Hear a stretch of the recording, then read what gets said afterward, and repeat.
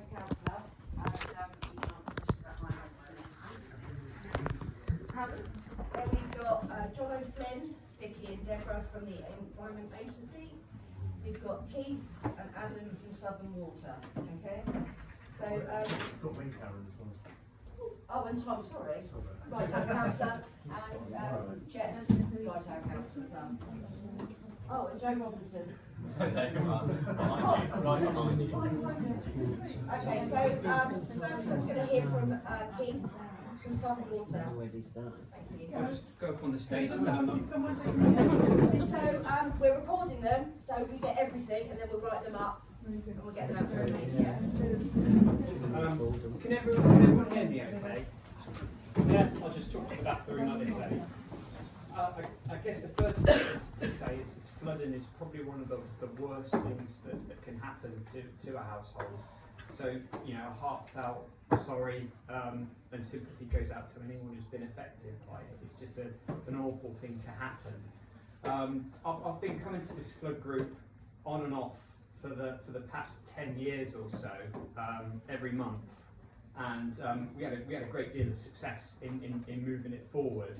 And you know, it's really frustrating to be back here, but hopefully it can be the start of something. So I just wanted to talk a little bit about the overlapping responsibilities for flooding, because it's a really, really complex issue, and I guess it could be said it's everybody's problem.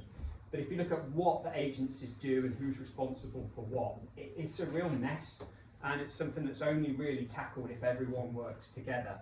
So just to give a bit of an overview about Southern Water, they provide the water services, which aren't relevant here, but Southern Water manage the foul and combined sewers that take the wastewater away from people's properties. In this area, it takes flow from roofs, as well as roads and toilet sinks and dishwashers.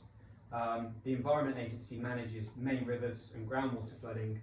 The local authority and the island roads take water from the highways and some of the stormwater sewers, and then there's what's called riparian responsibilities for managing stormwater on each individual property. That's kind of in the basic. And so one of the shortcomings of that is you can have an example such as this, where there's so many different agencies and responsibilities that it just creates a muddle and people don't really know who to call. And I think one of the good things about running meetings like this fairly regularly is it almost demystifies that, and people know who's responsible for what and how to respond. One of the things I did want to talk a lot about is reporting. Now, I understand some people are reluctant to report flooding to the Environment Agency, Southern Water, or their insurers. It's a personal choice. I'm not going to sway people one way or the other. It could potentially increase your insurance premium. If, you know, in some areas you may not even get insurance. It may reduce the value of your property.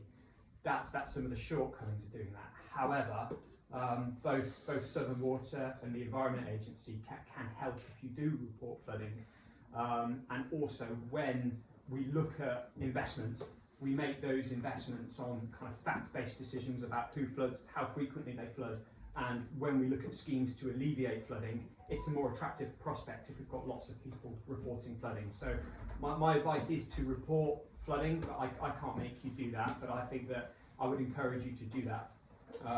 In terms of the people who have reported flooding to Southern Water about what you could expect, we generally quibble about how it was caused at a later date, and we make efforts to clean the property inside and out and do an internal valet of the property to bring it back to how it was.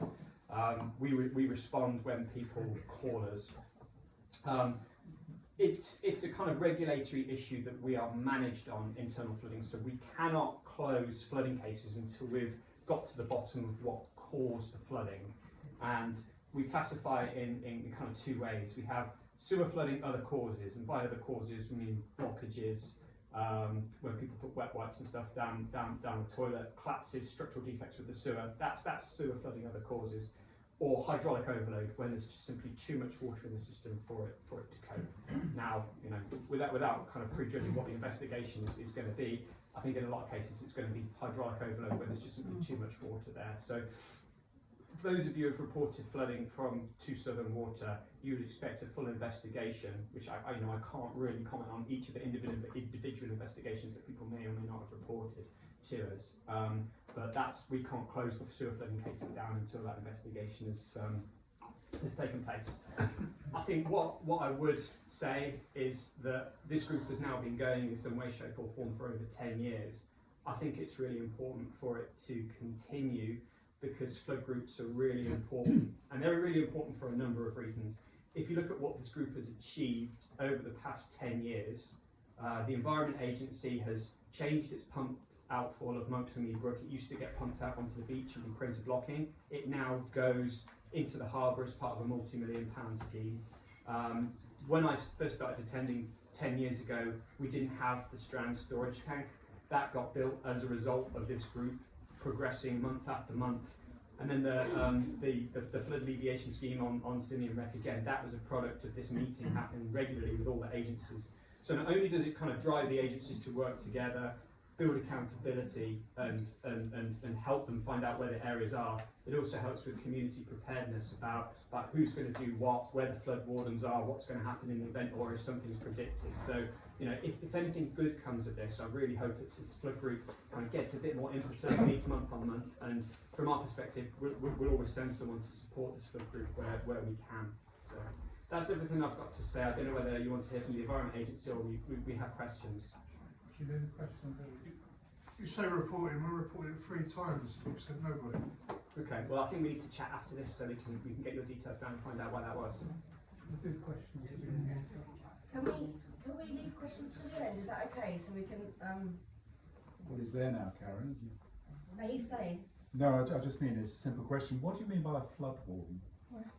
Well, I think with areas that are prone to flooding, there's a large community response in most areas, and I think it's really important to understand, you know, how who's going to do what at times of flood, because everyone kind of needs to take responsibility to protect their own property, and that's what a lot of people have done. But how is that coordinated amongst the community? Can I ask, is the flood warden the responsibility of the community, or is there someone in role as a flood warden now?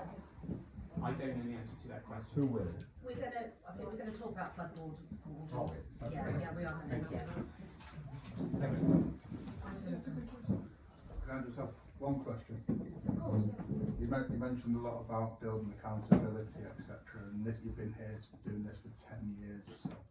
So I'm presuming the accountability strategy and who is responsible for which part of the process has been laid out very clearly, regardless of the number of different agencies involved.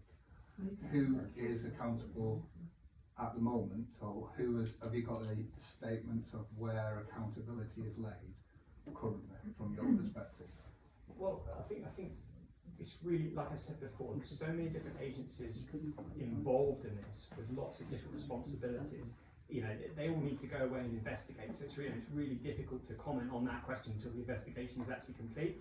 You know, all the agencies need to go away, look at how they responded to it, look at their apparatus, what it was doing, whether it was completely optimised to deal with the flooding. So, you know, it's going to be inappropriate to say at this stage, but going forward, yeah, there is accountability amongst the agencies, absolutely. So is there going to be another meeting like this after everybody's had their investigations? Well, yeah, I sincerely hope so. I mean, Ryde Flood What Group we're going to do is we're going to reactivate the flood group, and I hope everybody will be part of that. And How so, do we yeah, get to know about that? Because we've never heard of them. We've been here for 30 years, I've never heard of them. Nobody's ever I'll make informed sure us. you do, Violet. Okay. I'll make sure you do, okay. One more question, sorry. You say reporting, are we meant to report to every one of the agencies independently? We're meant to report to every single. So what happens is we're going to go through actually what's going to happen going forward. So we'll go into that in a bit more detail so you know what's going to happen.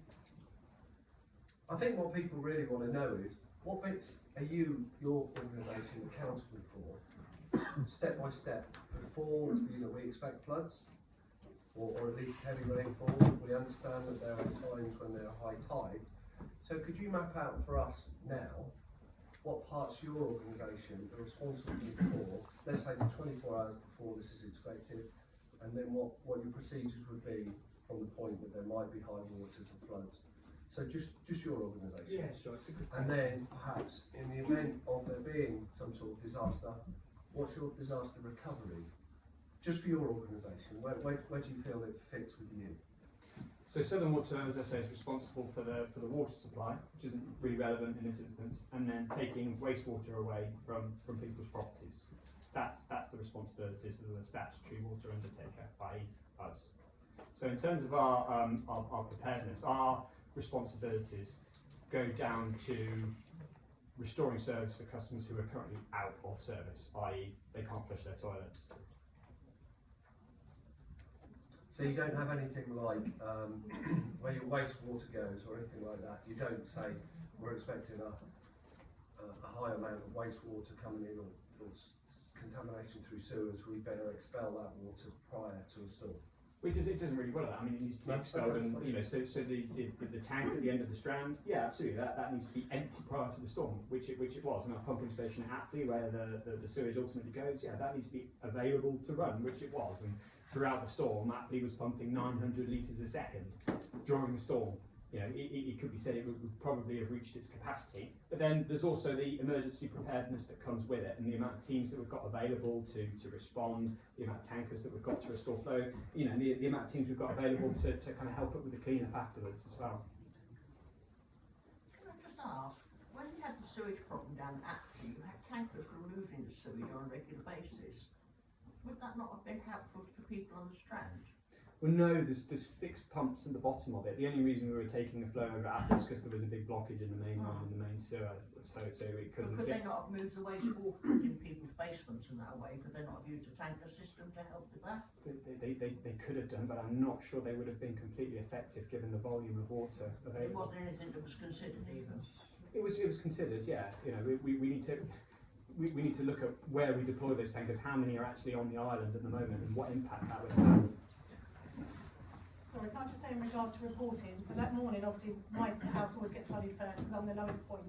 We phoned by 7:15 in the morning, said we was already pumping out and getting water in. We phoned Southern Water, as we've done, I've been coming to these meetings for the last 10 years or so, to report to you guys that we were getting water in, that when we begin to get flooded, there's a chance everyone else is going to get flooded. We phoned up, we spoke to a young lady on the phone who couldn't give us any answers, couldn't get through to any department because we said the floodgates need to go in and we need to ensure both of those pumps are pumping out. And all she could do was, I'm ever so sorry, it's early in the morning, we can't get through to anyone. That was the end of the call. So you say about reporting, we done our job, I done my job, I made my house as safe as possible. But again, the error lies with you. If your departments can't get through, what's the point in us reporting? Can I just ask, bearing in mind the experience that lady's just been talking about, do the Environment Agency and Southern Water collectively have a flood action plan that is distributed to the residents and the people in the area so they're aware of what they need to do? Because I'm not sure that people do. And I think, and listening to what's been happening, I'm a managing agent. We manage a block of flats over here. It's had 4 flats completely obliterated by the flood. And yes, you have the emergency warning, so people get the text messages. But does anybody actually have a paper copy of the Ryde flood emergency plan that they can refer to and look at that when you see heavy rain forecast, just so that they're aware as well, and then they can report to you and say, why aren't you getting the attenuation area in the, because presumably that's an attenuation area to allow the pumps to kick in before the force of the water comes through.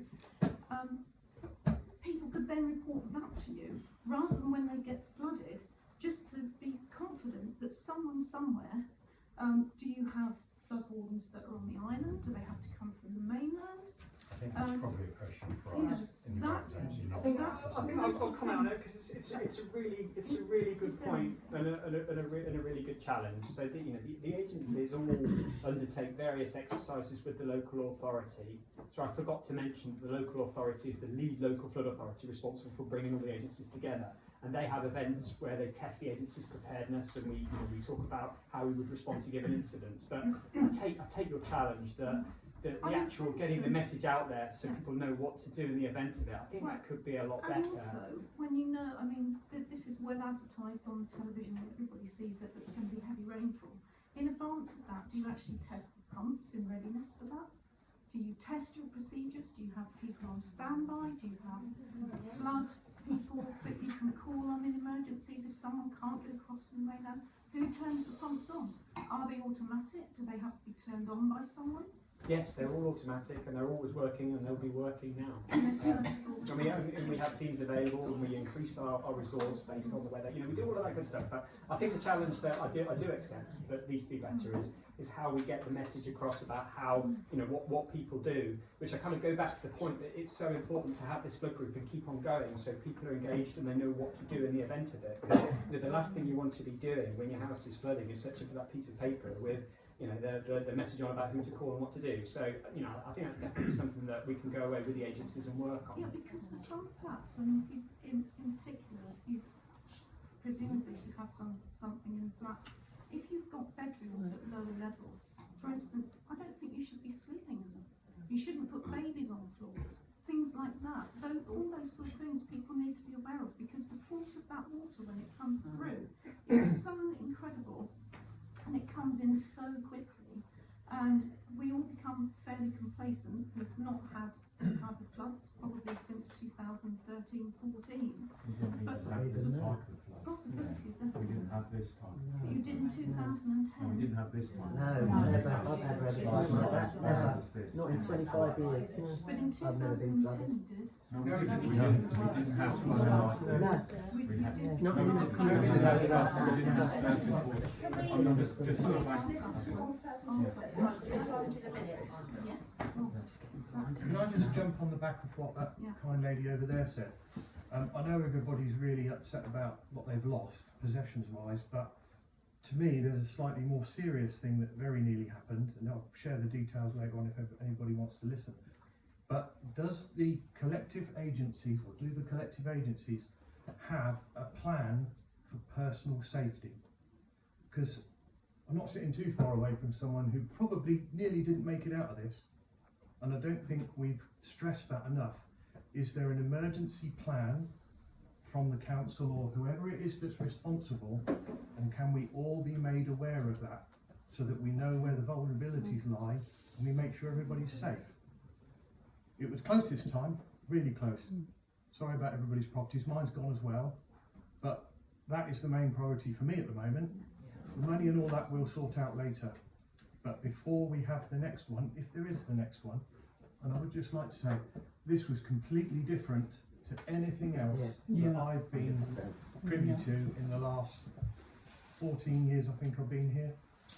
This was completely different. The flow was different, all the circumstances were different, and it's all been recorded and evidenced, and if anybody wants that, they're more than welcome to come see me and I'll give it to them.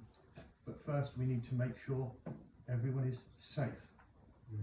And I think, you know, you're absolutely right, and that needs to be number one. And you know, somewhere between the fire and rescue service and the lead local flood authority is the responsibility for protection of life on that. Again, to be clear though, just sorry to interrupt you on that point, I'm not whinging. No, it's fine. No one has come to my house and spoken apart from Karen and Tom. So there's none of all the things that we've been talking about now. Nothing has happened since, nothing. And I don't know if anybody's seen it differently. But May from I a just personal, interrupt you? Excuse me, Councillor Jordan, you're the leader of our council. Would you be good enough to put your phone down and pay attention to what the representatives of 200 households are saying here?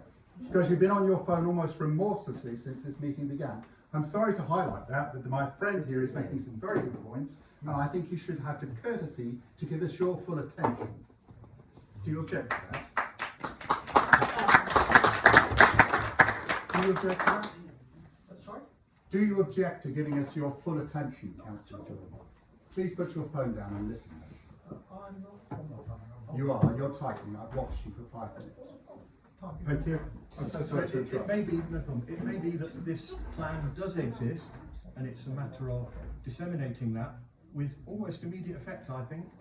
Or it may be that it doesn't exist, but to be honest, I never saw the police, no disrespect, I never saw the fire brigade, thank goodness I didn't see the ambulances. So I think that is where we're at. So if it's not your responsibility, perhaps the people that are going to speak later or collectively, we can draw on that and make sure that happens real soon. Yeah, you know, I think you'd be disappointed if you wanted an emergency response for life and you've got, you know, a blockage van or a tanker. And, you know, I think there does need to be that level of kind of oversight for when, you know, there is a genuine emergency in the area. So, you know, I think that's definitely one that, you know, as a community and a group that we need to take away. I think that's It's not aimed at you. If collectively we can get an answer if it doesn't come from someone else. I don't want to leave that. I don't want to leave here without that point being addressed. And I think that's probably the point where I've kind of reached everything that I can talk about, other than to kind of reiterate, you know, how sad we are that all of this has happened, and to thank you, because, you know, these meetings aren't easy for you guys to come to, and it's not easy for me to come to. So thanks for being so civil. But, you know, the challenge is good, but I think it's been at the right level of challenge, and, you know, it's very difficult to hold it all in when all this has happened. So myself and Adam are going to stick around if any of you want to pull us to one side and get some things sorted. But risk of labouring the point, this is kind of needs to be ongoing. You know, the first meeting there's raw emotion and there's a lot of people who are really upset. The second meeting, the third meeting, that's when the stuff starts to happen and we start to bring things forward. So just before you leave, can you just tell me your next steps, when we expect your next steps from your agency to be fed back into this community, when your investigation will be concluded, when you'll be able to present a report to us? But just for us to understand your action plan from now, so we can, as a community, understand what those timelines look like? Well, there's lots of different things. So for each individual property, we need to get to the bottom of everyone who reported flooding to us, what happened to that individual property, what the mechanism was, and what are the next steps, how we can protect that property in the future. When a real bad flooding event happens, the lead local flood authority, and if you keep on coming to these things, you'll know all these acronyms. They do what's called a Section 19 investigation, which is the kind of overarching report about what could have happened, what the strengths, what the weaknesses were, how, you know, what next steps. So we'd kind of work with the local authority to write that Section 19 report, and all the agencies kind of needs, because, you know, there's not, the frustrating thing about this is there's not one single cause. There's When the lots of timescales of a Section 19 report, is there a given, normally, if there's an emergency response, if there's any kind of deployment of a strategy and a near life experience and a near miss is what how we are describing this, because there was people that nearly died in this situation. What is your response time in your strategy and in your policy to state, we will conclude a Section 19 report by X date? What is that? The authority, the local authority does the Section 19 report, and all the agencies contribute towards that. So the local authority can answer that question. Yeah. Thank you. Okay. Can I just ask a question, please? So came a bit later, I just want to know if the water was contaminated with sewage. Can you confirm? Yes, it was. I can tell you that. You can? I mean, like, yeah, I can. And if that's the case, what's the associated health risk with that for people going forward? Would we come to you for that information? Because the internet is awash with all kinds of scare stories. I just like the truth, really. So, you know, anything that would have come off the fields, anything that would have come into the water course, you know, would have been in that water. So it's not. I'm talking about sewage. Contaminated There sewage. would have been a very small element of sewage. You have in that combined water. sewers on the Isle of Wight, so everything flows into the same system. Was it contaminated or not? There would have been a small element of sewage in that water. So it was contaminated. Yeah. Right. Thank you. And so is someone going to tell us about what to do? I have the very young children, I've got a brand new baby. What, you know, someone coming to clean my house to make sure he doesn't get sick. Has it been reported to us? Well, I mean, I don't know who's reporting it. Yeah, I don't know different who's times now. reporting. I'm going to be here for a while afterwards, so let's catch up on that. Okay. Is someone going to make a statement that this water is, you know, don't be around that water? So look, the natural environment is not sterile. You know, there is E. coli and intestinal enterococci in rivers, in the sea, and everything. This flood water is effectively that. So I can't say, you know, it's safe because I can't say the sea safe. I can't say that the water course is safe. It's no different to that. It's no different to any other water in the natural environment. This is different. I argue it's a bit different. This is very different. Sorry, Councillor Hyde earlier, I just wanted to come back to your questions about the emergency plans. I have been asking a lot of questions. You can go on my website, www.michaellee.uk. I'll put everything that people have told me onto that website and communicated.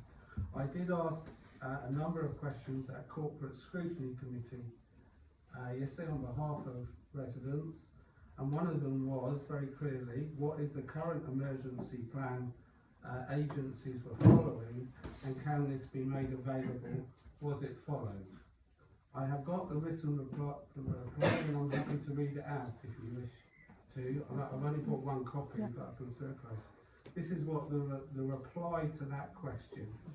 Sorry, Michael, who's the reply from? This is the reply from Guy and Wight Council, because the scrutiny committee goes to Guy and Wight Council. Joe Robinson is the chair of that committee, was at that. It's not my reply, is it? It's through the, but they legally have to give a reply to ask through those committees. And I've actually got questions going to the Cabinet this Thursday as well, which are slightly different, but basically the same. But this is the answer, the written reply. I will put it on my website.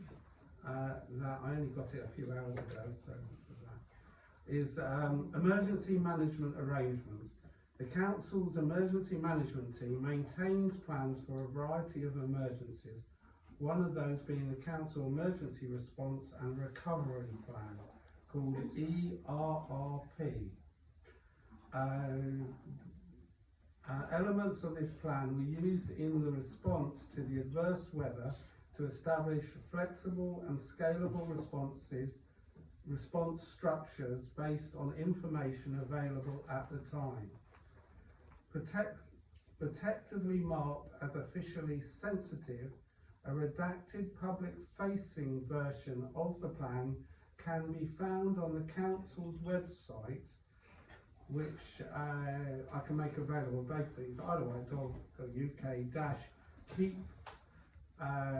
the island safe emergency management, the emergency management team. I'll make that available. Complementing the Council's ERRP, the relevant sections of the Council's severe weather arrangements document were used. This plan is protectively marked as officially sensitive. From a multi-agency perspective, the tactical and strategic aspect of the response was coordinated through the Hampshire and Isle of Wight Local Resilience Forum emergency response arrangements.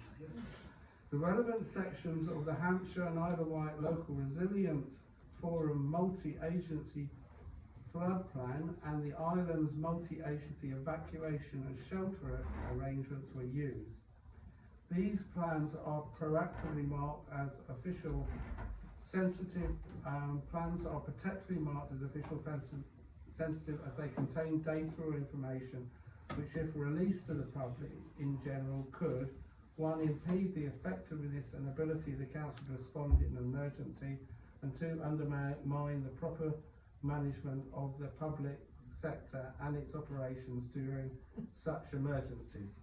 The Council Emergency Management Team can provide a more detailed briefing on the content of this plan if required. I've already gone back and said yes, it is required of that information. I did ask a specific further question, which was post-COVID-19, all parish and town councils alongside Isle of Wight Council had resilience and crisis emergency plans in place. There is one in Ryde Town Council. Why hasn't the Isle of Wight Council fully recognised these plans alongside their emergency plans, and why was there an observed lack of a leading coordinating body bringing all the agencies together in a joined up and coordinated way? Want to read the answer? The answer is not all town and parish councils have crisis emergency plans, and we are aware that a plan exists for Ryde and Binstead. On Monday the 25th of October, knowing that Ryde Town Council did have a plan, conversation took place between the emergency management team and Ryde Town Council staff to identify possible potential locations for the establishment of a site close to the affected area that could be used to provide immediate respite for residents and operate an information hub staffed by council officers. Although some sites identified in the plan were discussed at this time, the council's resilience manager determined that the option of using Ryde Castle provided an immediate available site close to the incident.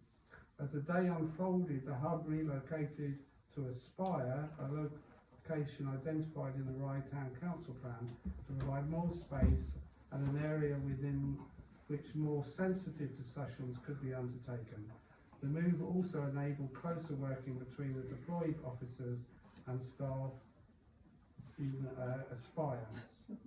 The coordination of the multi-agency response at the tactical and strategic level was undertaken through the Hampshire and Isle of Wight Local Resilient Forum's emergency response arrangements. Question 2. And it said on the island, regular coordination meetings were undertaken between the council, Island Road, Hampshire and Isle of Wight Fire and Rescue, Hampshire and Isle of Wight Constabulary, the Maritime and Coast Guard Agency, and the Isle of Wight Ambulance Service.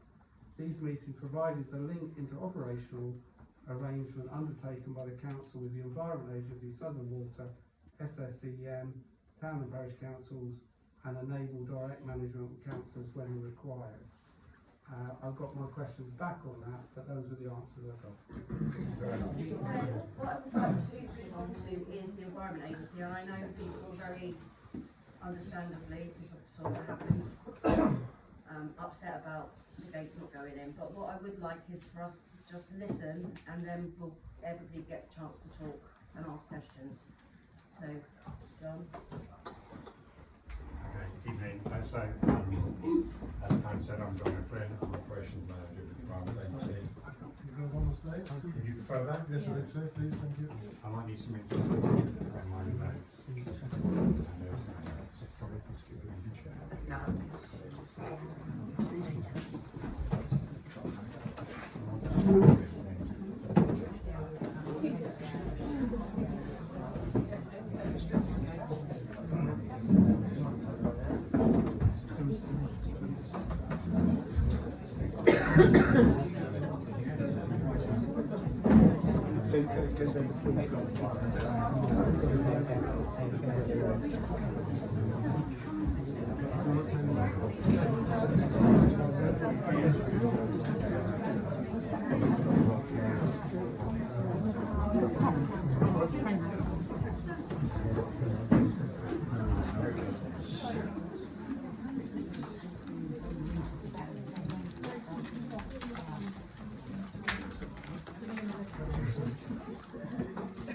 You might want to write more than that. So, I guess I'd like to start with key sentiments about how sad and how sorry I am to see what's happened here. I walked around the streets this evening with Vicky, and it's honestly heartbreaking to see all of your personal possessions in driveways and in skips. And yeah, clearly it's a very devastating impact for all of you who've been flooded. I guess I'd start, Vicky, Deb and myself and other colleagues, we joined Flood Risk Management and Environment Agency to reduce flood risk. So when we see things like this happen, it's certainly not something that we want. I was going to start, so I've been asked by our area director to do a review and lead a recovery around the flooding across all of the island, but I've started with Ryde because that's where it's been most serious. And so I've got a report, and I'll talk about that, and I've got some notes from that which I'll talk about this evening. And we've been talking about some ideas about things that we might do afterwards, and kind of to it there around flood wardens potentially, and I'll explain about what we'll do afterwards. I think probably the first thing I heard, there was a lady over there talking about pumps and walls. I thought it might be useful, maybe everybody doesn't quite know how the system works and how it works in combination of various things. I wasn't quite sure how many people are going to be here. There is a meagre 4 handouts there, but yeah.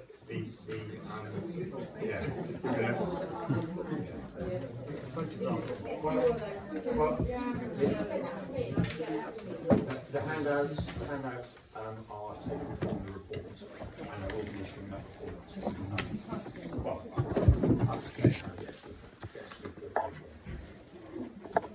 So, that drawing has come from Speak up, please. Speak up.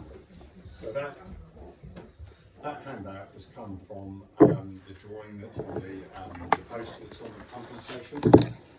So there are three elements to the scheme. So as Keith said, the first one is the outfall. So that used to drain straight out and had all sorts of difficulties in terms of sand blocking it, and that is the main way that the river drains out to sea. So it's not the pumps, it's the outfall. It's a gravity system. So that's now been changed, so it goes out to the marina. And the marina is bridged, and that is not blocked up. And that outfall is and has worked really well, and has worked considerably more than the old one. So I just say, have a worked very well at all. the outfall has. Particularly in the sandstone, because of the outfall, which we haven't paid to have it over again. Did you get your modelling when you designed the harbour right from the outset? Was the modelling correct at that stage? Was the modelling calls for the sand, the way that the tide has changed and you've moved the tide flow by putting that harbour in? Did you take into account the fact that you get egress of sand along the sea walls? I've never seen sand so high in my life. I've lived on the island for 20 years, and the sand was always very low along towards Putney, but it's now up against the sea walls. So did you, when you did the harbour, is that the cause of a lot of these issues? We didn't, the environmentation didn't build the harbour. Sorry? We didn't build the harbour. You No, didn't but do the somebody designed it and somebody else did Well, that. the original outfall, the original outfall went straight out to sea, and there were often comments about how that was holding back the sand. Quite right, yes. We did do a review, maybe 15 years ago, something like that, and from what I remember, that demonstrated that it didn't at all. The millions and hundreds of millions of tonnes of sand that come into that area were not a result of that outfall. Oh, you only have to go and look at the channel. Just go down and have a look for yourself. But that outfall doesn't exist anyway. So You mean the one on the beach? Yes. I'm talking about the one in the harbour. Well, that discharges into the water in the It harbour. discharges into the harbour, it cuts a channel through, which means the sand continually builds up and blocks the harbour mouth, and we're paying to have it dredged on a regular basis directly as a result. I don't have an answer to that one. I don't know. Maybe you'd like to go back and We have a can- look at You that. never do have an answer. I'll get an answer for that, because unfortunately when the harbour was put in, away from this, it became a huge groin now, and that's why the sand goes up against Not it. to the extent it is now, Karen. But I'll get you an answer for that. Okay. I'll put it on the list. Thank you. So although you say that the outfall's not working, the amount of water, and we have got monitoring systems, and the amount of water that's going through that outfall is something like 4 times what it was the old one. So from a flood risk perspective and for conveyance and getting water from the river out to sea, it's working much better than the old system. So I appreciate you've got a concern there about sand building up, and we'll make a note of that, and we'll get you an answer. But the sand is building up because where you put them massive concrete things under the ground, you've only pushed the sand forward. Where you haven't taken the sand away when they do underneath that ground, where the beach leads into the harbour, and then big concrete blocks running underneath the storage. All they've done is push the sand forward. But you can't take it away from the beach because technically against the law to remove things from the beach. I understand that the outfall is made up of concrete. Yeah, and that's underground. Yes, of And course. now because they've dug the holes, all that sand's been dug up and they just pushed it forward. And that's why it's like the breakers where the rocks are along the wall. The tide doesn't come to it anymore because of that. All they've done is push all the sand Get an forward. answer on that. Would it be okay to take questions at the end? Yeah. Sam, I think. Yeah. Okay. Thank you, sorry. So So it's made out of three parts. So the outfall, which we think is working really well. The pumps. So the pumps are not there as a main source of discharging the water. So the pumps were, so the outfall discharge is something like about 8 cubic metres a second, 8,000 litres a second. So that's a lot of water going through the outfall. There are 2 pumps in the pumping station on the esplanade there, and they can pump 1.5 cubic metres each. So if they're both running, and they were during this event, they can pump 3 cubic metres a second. So just a little bit more than a third of what the gravity system would do. And they're used that when the gravity system is impeded from the high tide, they're used to just take away the higher level of floodwater that's coming down until the tide starts to drop and the gravity system works again. So those are the 2 mechanisms mainly to get the water out of the river and out of the sea. And then A very quick question. You said at the end, otherwise I'll forget. You said the pumps were I'm just going to get some water. Please Sure. carry on. Yes. You said the pumps were running. Were they running on automatic all the way through this event, not just in the latter part? I've got the data. I can tell you the actual time. We have telemetry that comes from that, so we can say that they were definitely running, and duty officers watching them all the time.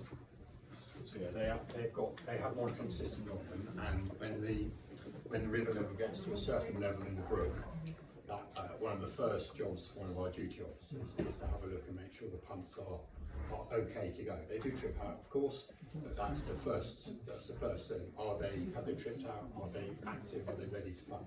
And when they do trip out, it sets off an alarm which comes straight through to a duty officer, and then that sets a whole chain of procedures in place. So whatever those pumps are doing, we know what they're doing. And did it trip out? No. No, Did it trip out? And what time did the duty officer Now get let's, to? we'll No, go through that. it's relevant. because No, it's obviously relevant it to forms this. part of- It's relevant to this piece. Okay. And it's relevant to the information that seems to be Let me tell you. contradictory to what we believe within the community. Well, that's why I wanted to say this bit, because I think there is some misunderstandings about the importance of the pumps, and it's the gravity outfall, not the pumps. I remember both pumps kicked in at 3 o'clock in the morning on the 25th. Both of them ran until 1 o'clock in the morning on the 26th. So they were running for 22 hours solidly, both of them. So it doesn't necessarily help when the tide's out, because basically what the pumps do is they pump the water up over a ledge that's higher than the high tide, and then obviously the weight of the water, even when the tide's in, it pushes it down. So when the tide is below the level of the outfall discharge, they don't really do that much more, but because the levels are so high, they're set to trigger and to pump when the level reaches a certain point, and because it was at that point for so long, they kept pumping. So it is in the report, but yeah, so pumps ran from 3 in the morning on the 25th until 1 in the morning on the 26th. No interruptions. Yeah, sorry. Is that okay? Does that answer your question? I think so. Okay. And then, of course, the other part of the scheme is the storage area in Swimming Rec, which before the scheme was perhaps you might call it an informal storage area, and of course that's built out much more easily. And then the scheme is designed so that the ward is there with the floodgates or not, and that is there to provide extra storage in an extreme event. And what storage is there further up, like in Small Brook? Because that really interests me, because there's a farm there, and he pumps all of his water into the road, which then ends up coming down. That's something that you can report to the Environment Agency, which we can look into. And you're paying him to store the water there. I've not heard of that scheme, so And then the railway's pumping water into him as well. I haven't heard of that, but we can take that on after and we can investigate that. That's okay. Yes, of course you can. Thank you very much. Okay, so Hang on, hold on to that one. I've got it. Thank you. Thank you very much. So that's how the scheme works. So obviously that was £5 million scheme that we put in 2019. and that has been designed to offer protection from fluvial flood risk to a 1 in 100 year standard. I'm not sure people know about what 1 in 100 means. It doesn't mean that the flood you've had today you won't see again for 100 years. It just means the likelihood of something like that happening. They call it a 1%. That's another way we try to explain it. It does seem to be very complicated for people. Statistically, it's a bit like flipping a coin, heads or tails. If you flipped a coin 10 times and it came up heads, the chance of you getting tails next time or heads is still exactly the same. So the chance of a flood happening here next year, next week, is still the same. It's a 1 in 100 or a 1% chance. But that means what's been installed is totally inadequate. The question is what the wreck, haven't said anything about the wreck, where the flood gets in or not, because the pump was working, so this bit, sorry, I'm getting arrested, yeah.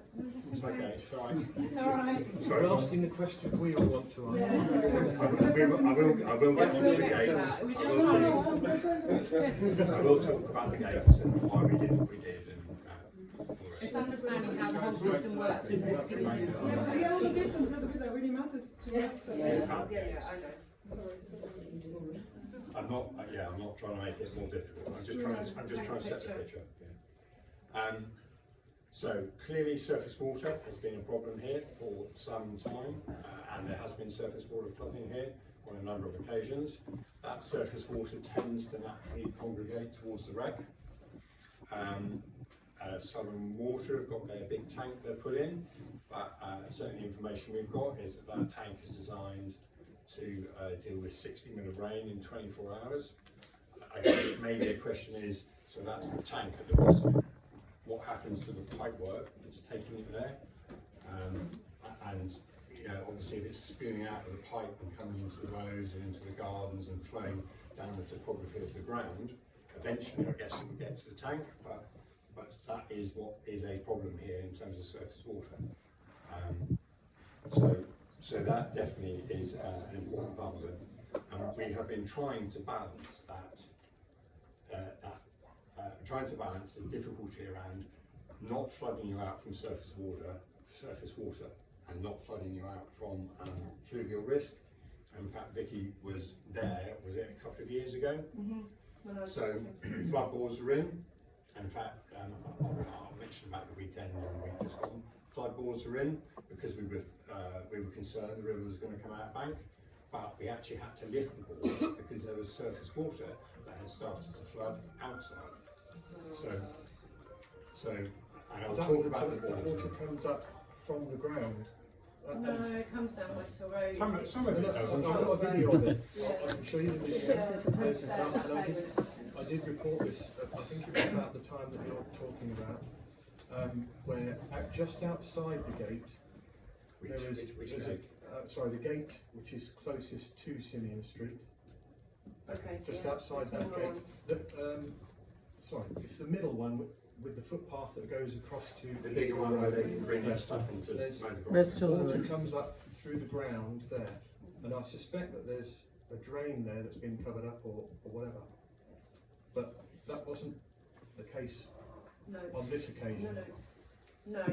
And I have seen myself when I've been on duty, water coming down Brink Road and Westall Road and pooling behind the wall, which is why when the drop boards went in, we lifted them slightly to let that surface water underneath to get into the wreck. So are you saying that? No, this was a couple of years ago. Oh, no, so you weren't there on this? No. I'm trying to get into detail of that, but if there's water on the wrong side of the wall, if I can say, the wall is there to contain the brick. Outside the wreck. The dry side and the wet side, we call it.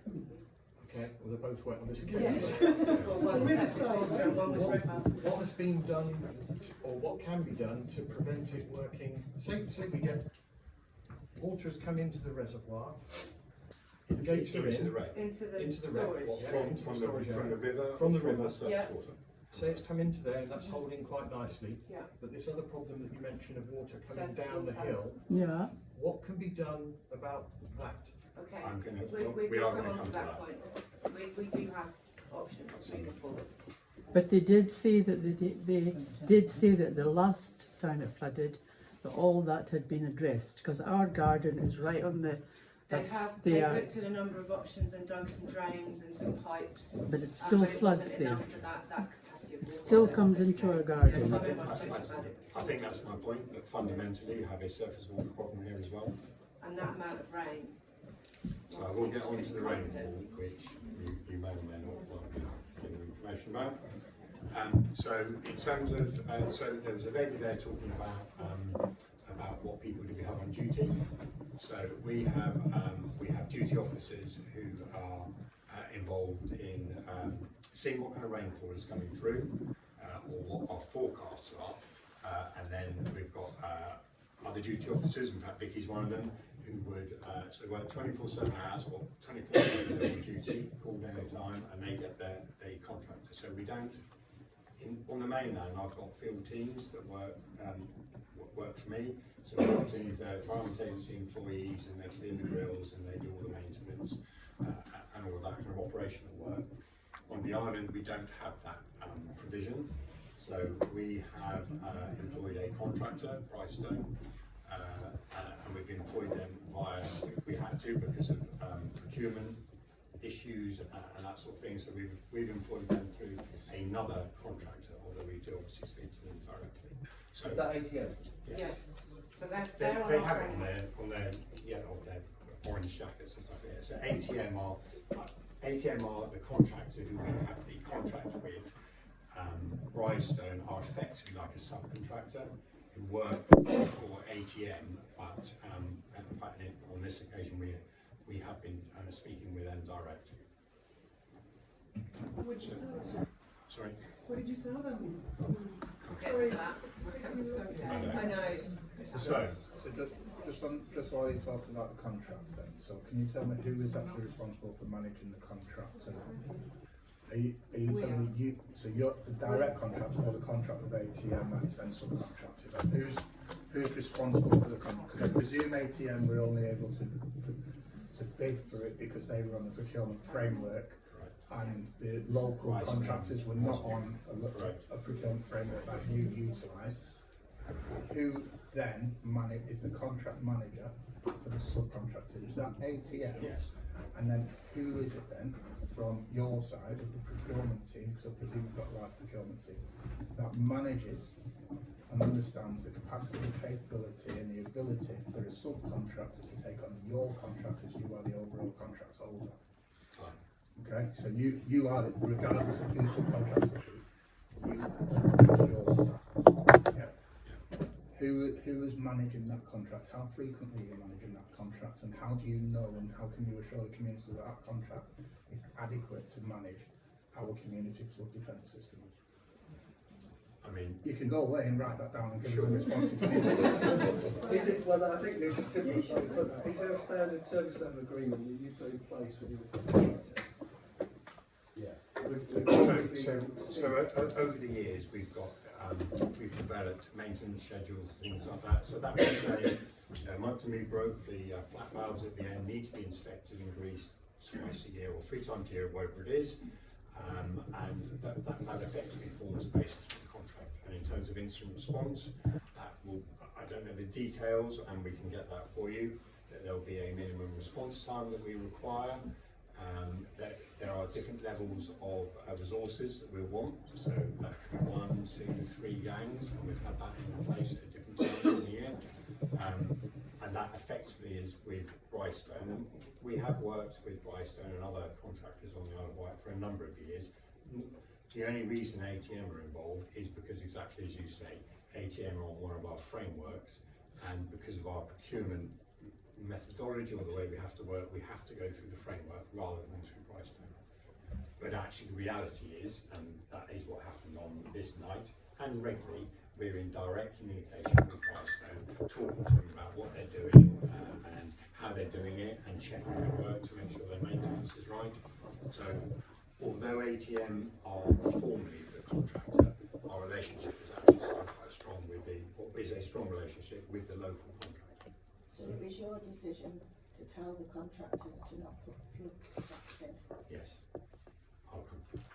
Excuse me, sir. I'm sorry, I don't wish to be rude, but I need to be somewhere else. Okay. I really want to find about the floodgates. Yeah. I know the time's taken, I know we've got these questions, yeah, there's a report, but we'll get back to that. Okay, I'm kind of answering the questions as they come in. Okay, so we have alarms on the river. So there is some other stuff that you're going to need to know about the floodgates. So I can, as I said to you, we told them to go away after putting in 2. It isn't going to give you the answer because some of the other answers are elsewhere. So for 2 slats or 2 gates? 2 out of 2 what? slats. 2 slats out of 2 doors or 2 slats out of 3 doors? Out of 6, was it? 6, 8? Yeah, but The three openings, 2 slats. 2 slats in 2 each. slats in each one of these 3 openings. 100%. There were 2 slats. How many do they want? Was it 6? Some have got 5, some have got 6, but 5 or 6. And are you certain of that? Because I know the community have got quite a lot of video evidence. So I just want to make sure you're aware that you are 100%. So when I get to the end, what I would like to do is, some of the things about what we want to do next. So the report I've written is an interim report. It's just a first pass. It's got the information that I've got so far. If there is evidence to either contradict what I've got or that helps explain some of the gaps, then I would really like to get that. And I have seen on some of the Facebook pages that Karen's got, there have been people posting photographs with the date and the time. That kind of evidence is really helpful, and that will feed into probably not this report. I think you need to have a look at it and you need to have your questions about it, but that will feed into the next thing that we do. So Please do. Just a quick one, because we're a bit hard of hearing at the back. If the flood defence gate, whatever it was, had been in numbers 5 or 6 in 3 of the exits to Rink Road, would that flood have happened? That's what I'm going to get to. That's what I mean about this. Okay, so should we say no more questions when I finish? I mean, this is what's taking the time.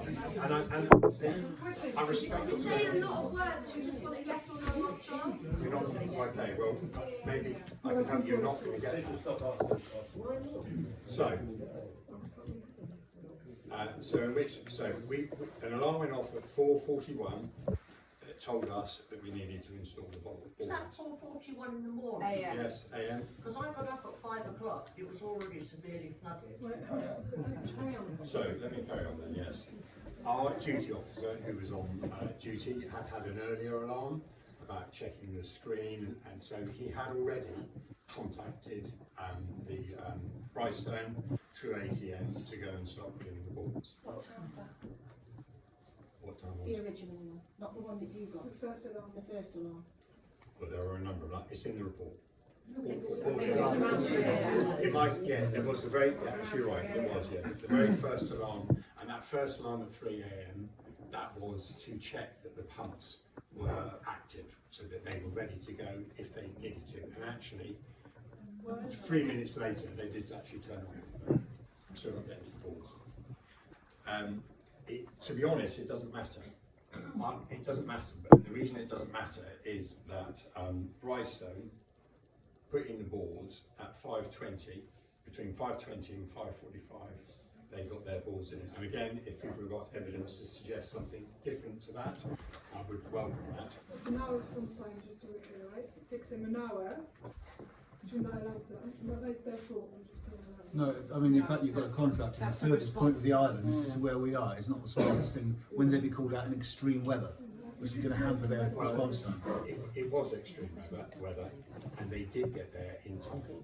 So to some extent, about where they live and how happy or unhappy you are about the speed of their response, in an extreme event, they were there before they were needed.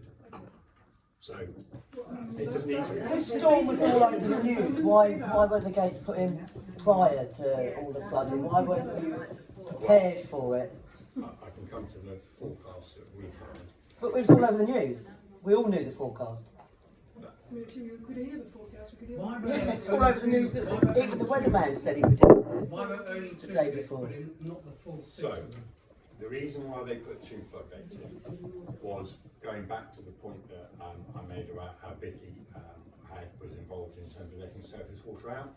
Within our procedures and within our experience, surface water is a problem for this community. So if we put the boards in and walk away, there is a chance that you're going to get flooded from surface water.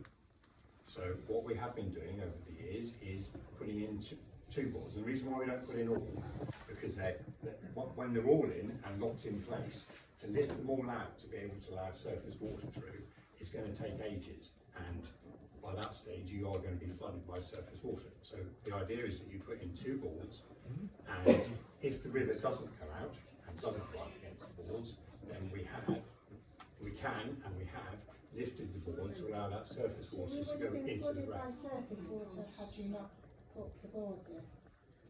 No waste high water. Come on. No waste high water. That morning, it was dry on the wreck side and wet on, so there was surface water already pooling on the side. There is a photo. Dry on the wreck side. The water hadn't come, the river hadn't come out of bank. So, but we had an issue with surface water, and they were allowing that surface water to go underneath the two boards. Was that the, Where'd you were go given to that go information? So now we've got. Were you given that information from the writers? So have you got the handout? So is that Of which there's are you only 4. relying- There's a photograph, it's in the report. So there is a photograph of Brightstone installing the boards at 5:20 to 5:14. And while they're doing, And do you have these photographs of actual time evidence? Yeah, I think they did some. Because that, I mean, these are very nice, but you need to see what time it they was. sent them to us.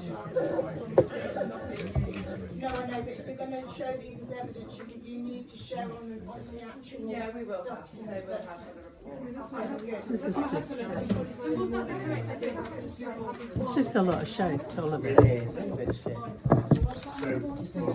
It's just a lot of crap. Hindsight's really valuable, yeah, I'd love to have it. Was it the right decision at the time? Yes. Sorry, there's too many people talking. Yeah. So was it the right decision at the time? The forecast we had, and this is what I meant about there is other information. It's interesting you said there about the weather for. The weather was saying it was going to be much worse. So the forecast that our duty officers worked in that come from the Met Office, they said that between 6 p.m. and 12 p.m. on the 24th, on the Tuesday, we would get somewhere between a 9 and 27 millimetres of rain. So 27 was the max. Not a problem. You know, actually, we had 27 mil, we had 21 mil on Thursday last week. The river didn't get anywhere near Outer Bank at all, and that's despite all the rain we've had over the last few weeks. So not a problem. And it came in at 8 mil. So about right, a bit lower. The forecast from midnight till 6 a.m. was very similar, 7 to 26. And it came in at 61. So that is massive. That's an enormous difference. And I can give you some figures about the level of this. So was there any monitoring? Once those two boards had been put on and the weather started to, the rain came more than was anticipated or planned for, was there anybody there monitoring that to say, oh look, perhaps we need to put in the rest of the boards? Yes. No. Well, so at that time, the river was only just coming out of bank, so only just flooding into the wreck. And I think someone said that the wreck was wet. That was not wet from the river. But if So it was it just might have been wet from. So I'm sorry to interrupt you, but I think this is what everyone's annoyed about. If it was just coming over the bank, you've got guys on site putting two boards in, then they put the two boards in and then they leave, and then that's it, even though it's coming over the bank. 2 hours later, they're submerged, you can't see them. We're already dealing with an incident, so you can't just call away people who are dealing with incidents and deal with another They were called away, why? Is there only 2 men? Is there only 2 men on the whole island doing that? It's just ridiculous. Let him finish. So, what was it right in hindsight? So, historically, even though we've had rainfall events, we've put in 2 boards, we've tried to balance the issues about you being flooded from surface water by allowing that water through there, and that wreck takes 45 minutes to fill up. That's what we've estimated from when it first comes out of bank to the bottom. So that's just at the threshold, and that's the threshold where when they were putting it in, there was 2-3 inches of surface water already piling up on what we call the dry side of the wreck. So that seems to be playing out in a way that we had experienced previously. So yes, the river was high, yes, we had a lot of rainfall, but it was only just coming over. So there were 45 minutes before the water would even reach that threshold where the boards are in, the 2 boards. Those boards are 200 mil each, 8 inches. So there's another 400 mil of height with those 2 boards in. So that is another hour, something like that, in terms of how long it would take to fill up. We were receiving reports of flooding in Newport, and we made a decision that that gang would have time to go to Newport, check out a grill that we put with and get back. And even at that stage, it was an if the river had started to, or if the wreck had started to fill, then we could put the boards in, or we could lift them to let the surface water out as we have done before. Can I just 2 seconds? Well, I haven't spoken yet, but just with your massive expertise in the environment and rain, if once you'd known that we'd had that level of rainfall that night, would you not have expected there to be a massive amount of runoff about to hit that river? We didn't have that information. You did, because it fell and we saw it. Oh, I see. Once it had fallen, you knew then that the river was going to be overflowing within a certain amount of hours, because we all know that it then comes back down. At that point, you knew then the river was going to be overloaded a certain amount of hours after the rain that had happened. You did have evidence for. Sorry. Yeah, no, I tell you, duty officers aren't necessarily based on the island. Oh my goodness.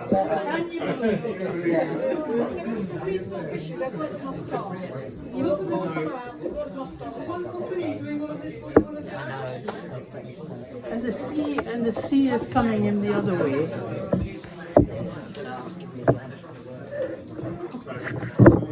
Do we have enough staff?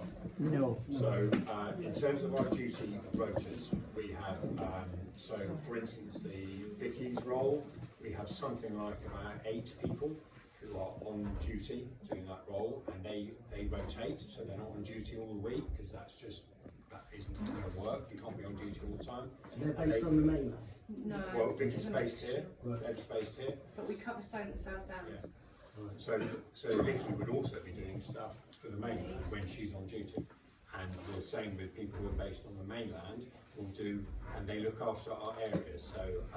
So South Down stretches from just east of Milford over to Hastings, and we split it into 3. So we have 8 people who rotate. So you have 1 person on duty unless there's severe flooding, and then you can have a buddy. But on the whole, you have 1 person on duty, and they deal with all the calls and all the alarms. And I've seen them. You're understaffed. But surely. I thought you're understaffed. Well, yeah. That's the way our system's set up, that 1 person is on duty unless we are. But they all have different. They have different functions. So the alarms would go to 1 person, and then that person would make a decision, and then ask the other person to call out the contractors. So it's equally shared. It's not an overload. But bearing in mind the amount of water that was around there for lots of areas, it seems a bit strange that things were so. You've got 1 person who's dealing with floods probably in lots of areas along the south coast. So as soon as that happened on that evening, next day the incident room was open very early in the morning, and then we all went to 8-hour shifts. So then you have, so the incident room opened, 1 in Worthing and 1 in Romsey. So they're virtual and they're physical. So we had officers working, and the whole, what we call our normal day-to-day work comes to a stop, and then we all concentrate on the incident, and that's what happened as a result of what happened here and some other sites on the mainland. So our business ceased, if you like, our day-to-day duties, and we concentrated on the incident, and then you get a lot more resource. So did ours. How many people on the island are there to put these things in that are contracted? Well, what we tend to do is, on a normal night, it will just be 2 people, so we call them 1 standby team. But then when we have a weather warning, or we have a reason to think that we may need more, we can get up to 3 gangs. And a gang is 2 people, so that's 6 people. So 6 people For the whole island? Yeah. That is ridiculous. Is this government funded? Absolutely Yeah, we're government ridiculous. funded, yeah. Can I just ask, when did they actually fill the gates? 5:25 to 5:45. In the evening? You mean Completely. Oh. I mean, it was too late. Sorry, what was that response? It was too late then. It was flooded, wasn't it? So when did that happen? When did all the boards go in, or did they never fully go in? No, they did. Yeah, they did. But at that point, I think I've seen photographs showing people walking on. Yeah, sorry, I just want to put a timeline to boards. Can we actually allow them to speak and actually put your questions one at a time? Thank you. So we've got some photos. I think I've seen photos on Facebook, probably from a resident, showing Bryson So they don't know what's happening. No. What did Bryson say? It won't change your flood risk. I can tell you that, I was on duty that day. I don't know anything. Yeah, sorry. Yeah, if you've done your initial report, Bryston would have told you that. Yeah, it's in the... You can't have to look at Facebook photos. Bryston should tell you exactly what boards went in and when. And you were telling them what to do. So when did you tell them to put them all in? Well, until we look at the... I'd have to check. Oh, okay. Is that in the report? There are so many different things. No, can that be put in the report before it gets published, please? Because we need to know who asked for what boards, when, what time. Thank you. We've got everything in. Everything is in the report about that, apart from putting them in after the. That's the important bit, really. That's what we want to know. Can I just ask, so you've timelined some various different decisions that have been made, and you've stated clearly that decisions were made and instructions were given at various times. The decision that was made with regards to, and the judgment that was made with regards to only putting 2 slats into those 3 holes at that point in time when it was coming through, would you agree then that that decision was wrong, and that because of that wrong decision, the devastation that was caused in the community was greater than it would have been if the decision was right and you would have filled those gaps? The second bit, no, I don't. Which bit, sorry? The second bit about was it worse? Was the flooding worse? I haven't talked to you yet about the rainfall and the return period of that rainfall, and maybe when I get to that, you'll see that this wasn't just a normal event. In hindsight, I think the issue that we had was that we were trying to reduce flood risk not just for this community but Newport. People were flooding there as well. We had limited resources at the time. Second down had been called. Our duty officers are under pressure to try and support as much of the communities as they can. So I guess in terms of sending them to Newport, that was not a bad idea. They could have been back within an hour and a quarter, something like that. And what would be really good is if people have got photographs of it either pouring in or pouring out, and any timelines of that when it was just coming over the 2 boards, because that I don't have.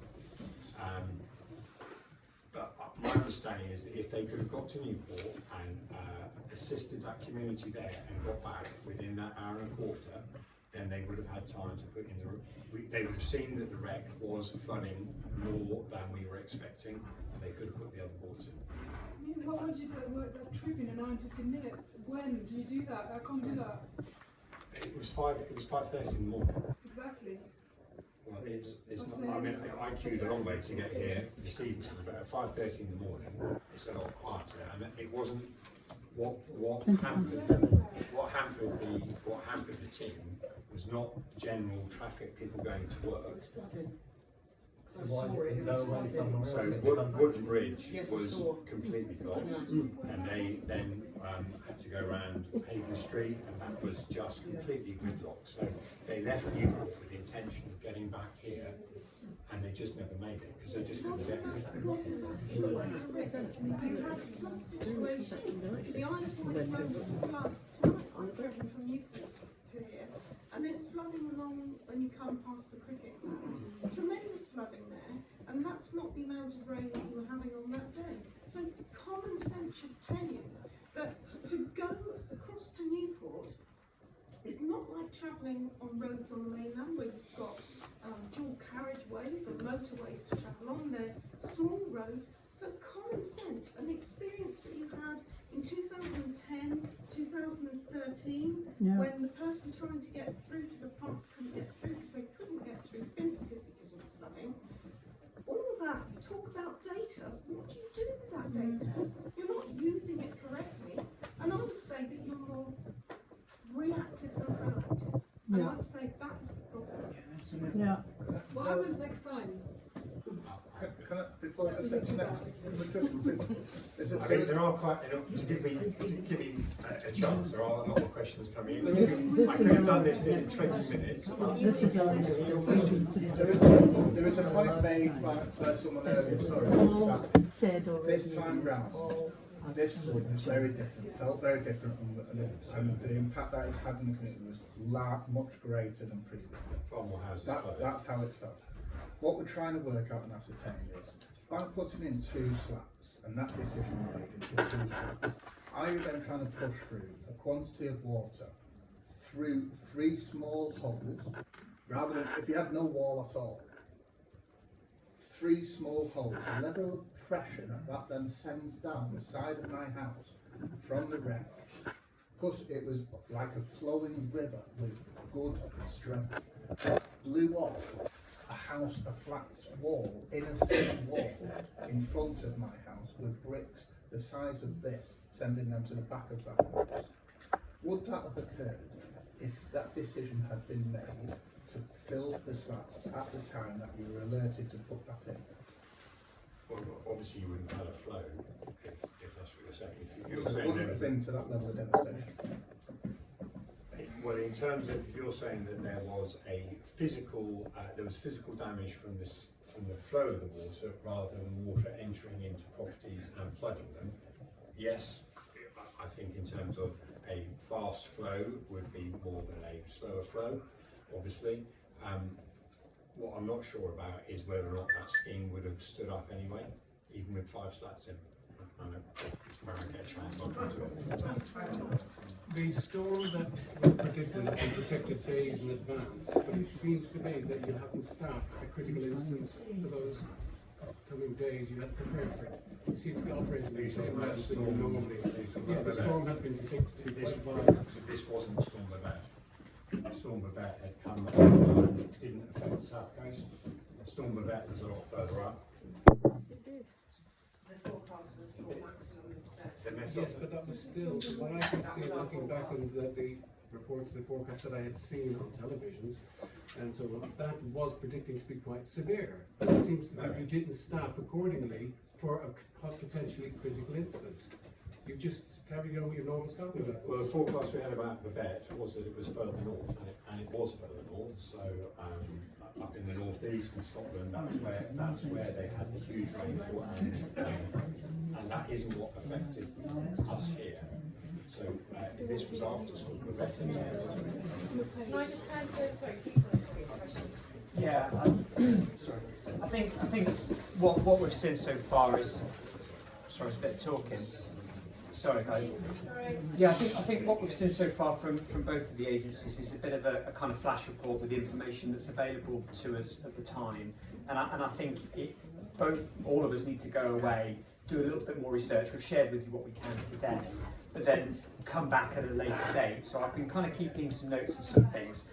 A lady over there said that there's a greater need for more flood information for people, more details about the emergency response. And I think part of these groups is coming in and holding people to account. We haven't got all the answers for you now, but kind of go through what you guys want to see, because it's kind of just the start of the conversation. Next month, what do you want to see from us? And I'd hope that maybe next month. But surely it's been 2 weeks. It's not our job as residents. This is We've day lost 15. everything. Yeah, you're telling us that we need to do all the work, and then you're going to come back to us in another 2 weeks, 3 weeks, a month. I'm not asking for you guys to do the work. I want to kind of, we're here. Surely you should have answers by now, though. Surely you guys should have come around to all of these, and you're saying you want photographic evidence. You should have done that legwork already. I mean, I can't believe you're saying in a day on Facebook. There was a lady in the Following Foundation that came around that day, and she stood over my wall, said, "Oh, can you step to the side because I can't take you in the photo photo, took a photo, and I said, so what are you doing? She went, I'm just taking photos. So you've already got those That was photos. actually and me, yeah, and so I was sending them back to an incident room where Right. duty staff were on, so they could see the So you've got evidence of what was going on and timings there because you were walking around at the time as well. So how much onus has to be on us? I mean, you say that flood plan's in there's place. no onus on it. And I've been coming to these meetings for years as well, so we already know when a flood risk comes. I know about getting my plants up. I know about storing things in plastic boxes. I live that life when it rains every single time. But surely you have to step in at some point and realise and take onus on your action plan that day. Where do you get your statistics that the flood water, the surface water would have flooded all those people that day and decide just to put in 2 rather than putting in 6 and having what you've got now? Where are your statistics for the flood water surface? Well, we don't have measurement for surface water. So I have for the river, and So you're saying you chose to put 2 in to stop the surface water and flooding surface water. We don't actually know how many people would have got flooded, if any, if you hadn't put those down and put those 6 in. And I will come to that. Thank you. Why don't you do that next? Well, because I've got a list of about 4 other things that other people say, do that next, do that next. I mean, What do you expect? With the victims? no, I'm happy to answer questions as they come in, but then you can't expect me to then on the speaking bit if I'm answering questions. That's no more questions. You just carry on. Is that all right? It's fine. I'm not being rude. I'm just saying it because let's do that. Yeah, well, I'm here to do it if it suits you that way. I've got to go through the hotel room waiting because I'm out on the home. So the last bit that I was going to talk about was about the rainfall event, and this links into your surface water question. I have, and you said about some stats. So we on the day. So sorry, let me start again. We've got a rain gauge in Ryde that was put in 1949. So we've got records from 1949. So the daily record for this event was 83 millimetres. The normal average monthly rainfall for October in this area is 81 millimetres. So in one day we had over a month's rain. So that gives you an idea of how significant that was. The next highest rainfall we've ever had here was in 2013, and that was just under 40 mil. So this event was double what happened in 2013, and that maybe reflects some of the points that people have made about this felt different to before. It would do. This is an event that no one here has seen. And of course it wasn't localised, it was all across the Isle of Wight.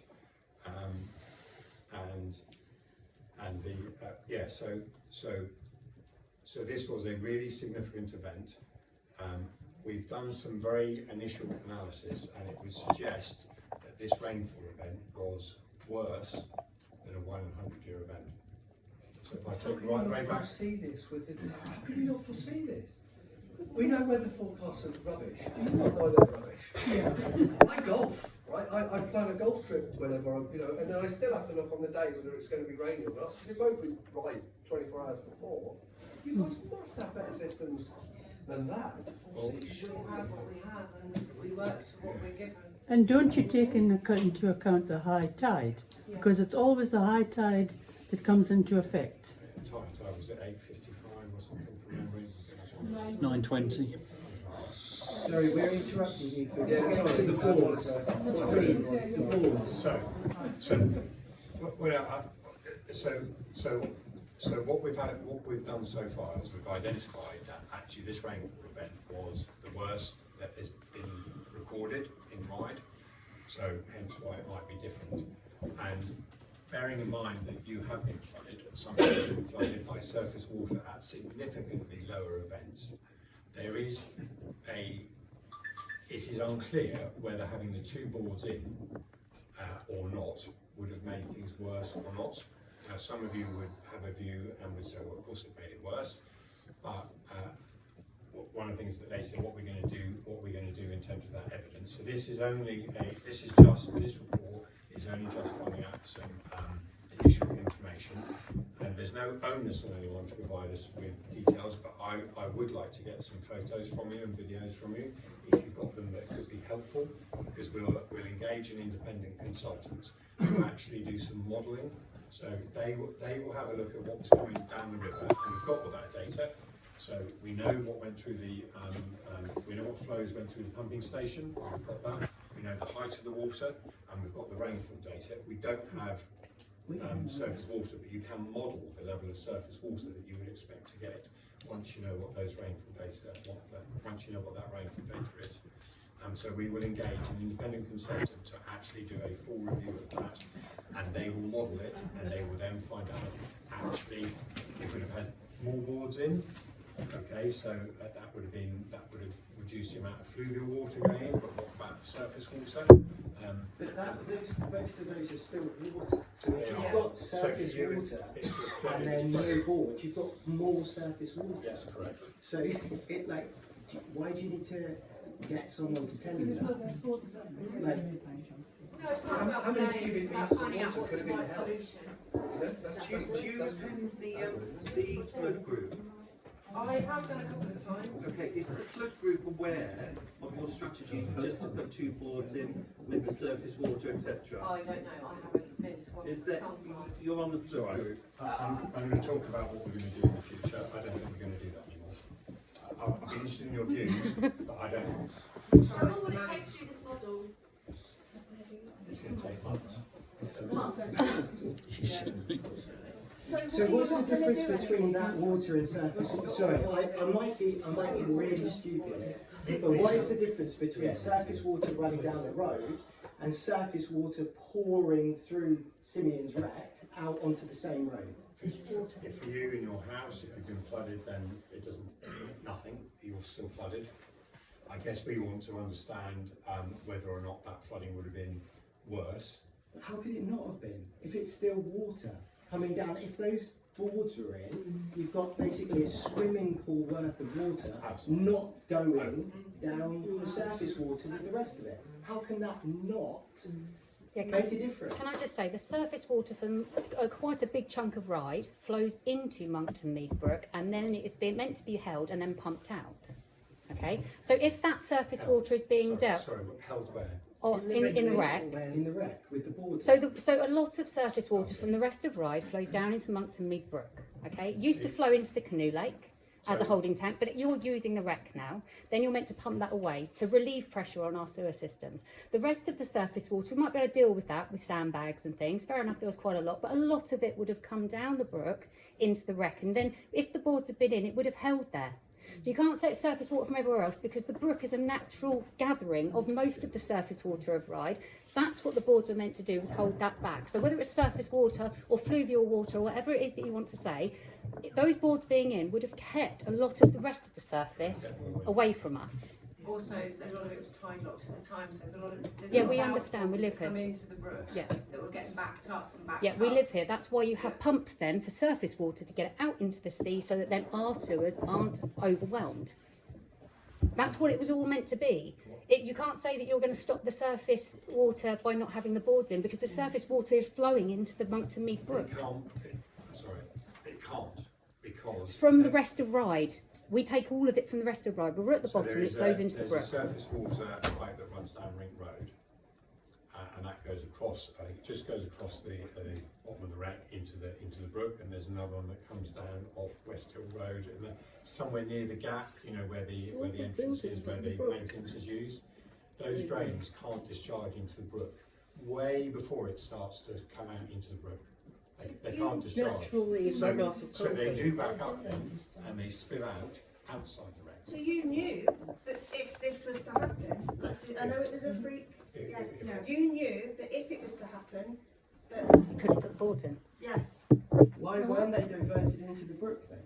Last time, why are they outside of? Sorry, they're not outside. So this pipe work goes into the brook, and it can't discharge because the brook is too high. So what happens is it pushes out manholes, and I've seen photographs of manholes cracked open like this with water absolutely pouring out. I get that, but if it goes into the brook overflows into Simeon's. It works both ways. I mean, both things are happening at the same time. It's not, one doesn't happen slowly. So you can, the brook can overtop, but you can also get surcharging from the manholes from the fact that the brook is now overflowing, so the surface water has nowhere to go. It all gets trapped, basically. So sorry. By shutting the boards, you're letting the surface water from that surging manhole cover come up against the boards. But you knew this before you when you put the scheme in. Well, Did you understand that this could happen when you put this paid for it all? So when the scheme went in, I think there were three things. One of them was about Southern Water putting in some additional storage, which was done, and there was another bit about Isle of Wight doing make sure the gullies were clear, and that sort of thing. But that was the compromise. So as long as those things happened, that was quite. So as long as basically it didn't rain, we'd be all right. Sorry, what was the compromise? We have improved the drainage. The compromise is that you can't. If we didn't put the wall in, it would all flooded anyway. If we did put the wall in, then surface water is held outside of the wreck, and that does cause flooding to properties and has done several times. To the same extent. It's minimal flooding, right? That's why we're doing the modelling. So we're doing the modelling to try and understand actually. Just come on, this system was designed by a consultant engineer in the first place. Yes. So the modelling would have been done then. You don't have to do it again. It's been done already. So I would imagine that the Sorry, consultant. can we just have one? I would imagine that the consultant will engage, will take the information from that modelling. But you've got the information already because the scheme was put in on that basis. But I'm not sure that the modelling would have said, what does it look like if you put in 2 balls, and the modelling won't have said.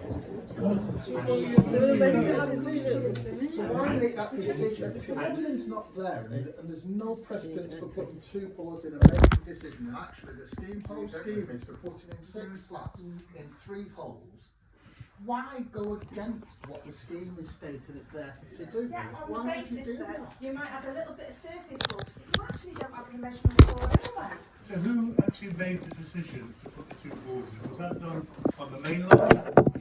That was done for my duties. On the main line? Yes, they are basically at night. You had legal advice before you came to this meeting. Can I just pick you up on a point you made about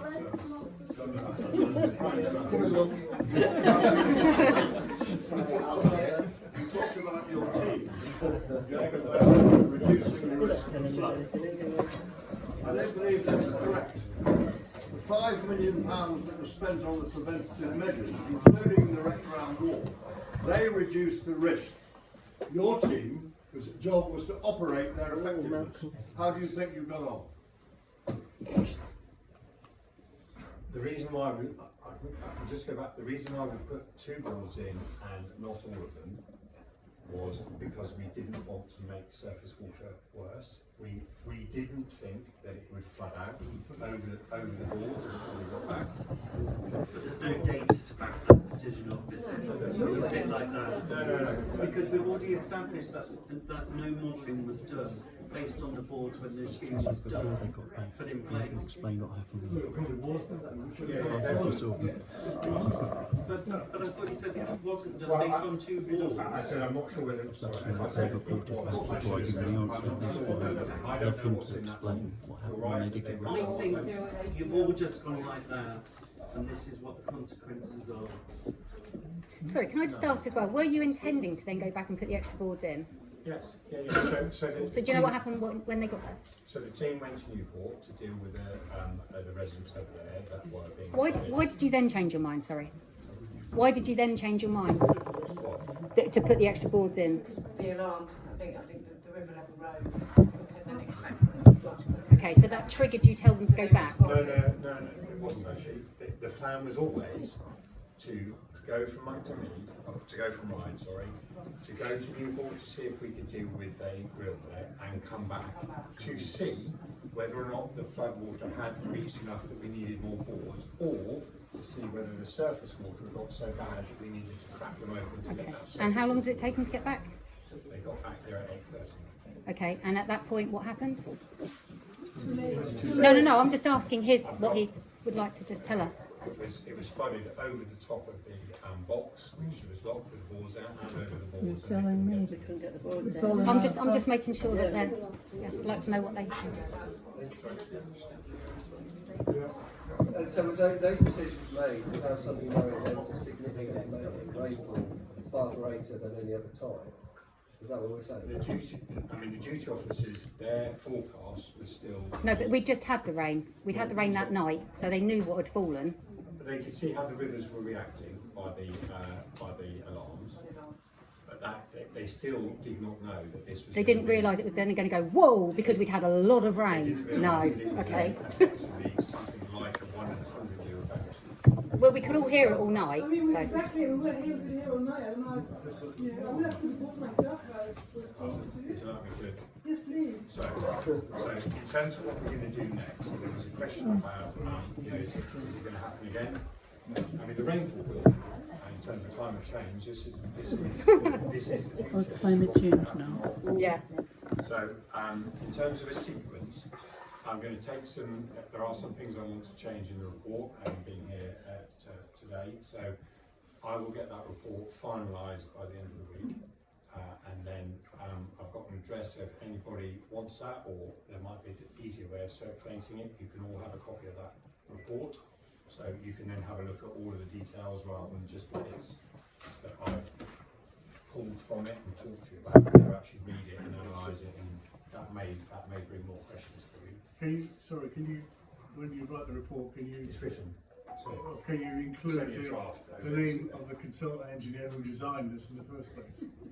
We can do, yes. Yeah. Well, I'd like to know who they Well, are. what we'll do is we will give you that in terms of that's a answer to a question you have rather than putting it in the report. So the report is not about who designed it and the rest of the report is No, that's not. That's so a very we can give important you that. feature. We can give you that information. Just on that, we can put it on my town council's website. I can put it on my website, so we can make it available on a number of sources and the community, so it's easy accessible. It doesn't say that much more than what I've said, a bit more detail, but it's more or less what I've said this evening. So we'll issue that interim report. We will start up just listen. we'll get an independent consultant to have a look at what actually happened and what could have been different, or did it make any difference? So we're going to do that. I appreciate somebody doesn't see the value of that, but we're going to do that anyway. Sorry to interrupt you, but that means that then this will kick it down the road for 8 months. That's what the answers. We'll do it as soon as we can. It's going to take months. As soon as we can. I don't understand what it is you don't know. So far, what I got from this is that you guys didn't realise there was going to be a storm. You didn't put enough boards up because you were worried about surface water. What else is there to... I don't understand what more answers you're looking for. You didn't know there was going to be a storm. It pretty much comes to that, right? Yeah. But we all did. You didn't, but we all did. And also, that thing you put in 1946 that measures the rain, does that not give you an indication of what the rainfall is, so you can judge what's going to come down the river? I don't think it's just live. I don't think it's just live data. So I've got that information now. So shouldn't that be corrected, and you sort of upgrade the 1946 bit of kit?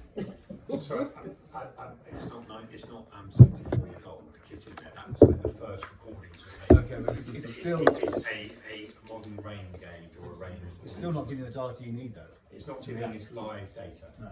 That's It's a bit like, as you quite clearly said, we live in a time of environmental change, and these 1 in 100 year events they're not going to be 1 in 100, they're going to be 1 in 50 or 25. Yes. So we knew that years ago. So the infrastructure that was put in as a flood defence was not fit for purpose when it was installed. No. And it wasn't used. Definitely. Is that true or not? Is this an assumption we're making? We're saying the Is one... it not fit for purpose? Yes. Yeah. That's what you say. It was all yeah. To be You're saying blunt, in terms of the benefits and the costs, that was all that could be justified to do. So if you want a much higher wall, or you want 20 cubic metre pumps, that's all doable. But it's going to cost millions and millions, and there's not enough justification to do Or that. you could just go back to the Victorian, back to the Our original. lives don't matter. No, of course they do. As near miss events where someone could have passed away, it doesn't matter. It does, of course it does. But in terms of the cold economics, that talks about the level of flood risk, how much flooding, and it applies to economic value. But you just contradicted yourself there.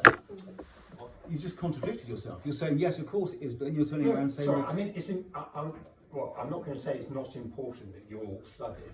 I'm not going to say it's not important that someone had a near miss in terms of their life. Of course not. But in terms of economics, to justify whether governments are going to pay for capital defences, that's based on some Treasury guidance, and that assigns a value. I think it even assigns a value to a lost life. I've never had. Oh, they do. I think it's like £300,000. £300,000. But there is a value assigned. There is a value assigned to the amount of flooding you get and how often and that sort of thing. And it is. It's not a machine, but it is just a calculation, and that calculation does not justify a significantly bigger scheme than what you've got But here. what if it was actually used? How it was supposed to be used? Then we could say that it's useless because we would have seen it. Or what was it put in for 5 million if it's useless? I mean, If it was used with all the boards, then maybe it would work. Well, maybe it would have done, but also this scheme was put in with a design standard of 1 in 100, and the rainfall event exceeded that. So I'm expecting that the event that we've just seen a couple of weeks ago exceeded the design criteria for this scheme. So even with all those boards in, there is a chance that it could have come. we don't know. That's speculation, right? Sorry? We don't know that. That's No, speculation. that's why we're going to. That's why we're going to commission this consultant. That's why we're going to commission this consultant to have a look at actually what would have happened. And that will take months. So that it doesn't take months. Do you know how many cubic feet, how many meters are in a wreck full of water? Not off the top of my head, I have seen the square area. So Roughly. it's 1.3. I can't remember it. I'm sorry. Is that right? Approximately. Do you know any of these maps? I don't think there's a scale. It's bigger, right, than the canoe lake, the swimming, much bigger than that area, volume of water. And if that was held back, that volume of water, Wouldn't be outside. it wouldn't be outside, it wouldn't be in people's houses. So it doesn't, we don't need 8 months of someone looking into it to understand that. We all understand that. Yeah. There's a lady been at the back of the house. I'm sorry. I'm just wondering, are you currently admitting fault in any way for what's happened? Or are you still saying, sorry, leave my info? We're not admitting fault. So you think you did everything completely Not saying- correctly, Not saying and you will not admit any fault to what's happened to all of us? What I'm saying is that we haven't got. So if you're saying that you would like us to admit fault and liability that you can then claim against the Environment Agency, we're not doing that because we don't have the information to be able to say whether or not that scheme would have been overwhelmed anyway, whether or not you'd have been flooded by surface water. And okay, I know there were some basements that were flooded really high, but in terms of cost, you know, whether you're flooded to knee height or shoulder height, there's not that much in it, but we need to understand that. So you'll be able to give us a more definite answer if you admit fault in 8 months' time? The whole point would be to prove that it's not their fault in 8 months' time. That's what we're doing, right? So this lady's right. If you feel you have suffered a loss that you feel is as a result of our action or inaction, you can make a claim. In terms of cost, you're not just talking about reinstatement at this particular stage. You're talking, I know this from experience, that you might lose the flood cover altogether, then you've got to deal with it all yourself, or you might have a massive excess on your policy. It makes your property unsaleable. So you're not just talking about the limited cost of reinstating what you've got. And when you came to everybody and you put your leaflets out about the flood attenuation system and protection, I think you, again, I don't think that you actually put the right dialogue out there to explain to people that it could fail. And I don't think that was ever in it, you know, that everyone thought they had something that was going to give them greater protection moving forward, and it would help them with insurances and things like that. But I don't think, again, you communicated correctly, because you've been saying tonight that you can't guarantee that it will work, and it won't work in the future, and you're saying that model isn't fit for purpose anymore.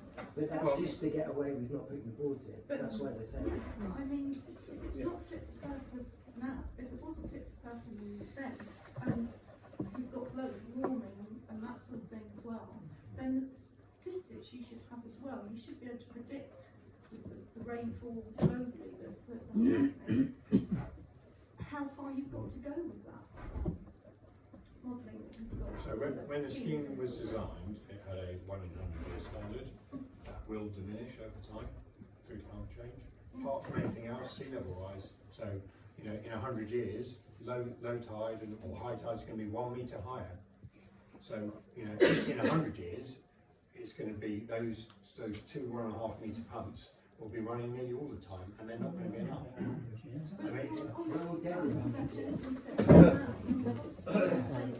yeah, so it has to be, you have to deal with it correctly, and it's the way that you deal with the system that you put in should be done correctly. And I don't think anybody here tonight will go away thinking that actually you did the correct thing on that day. I understand that. I mean, I had seen the Facebook pages, and I knew that was the view. I'd like to know what my council think, to know that the scheme is not fit for purpose. Were you aware of it? I'm a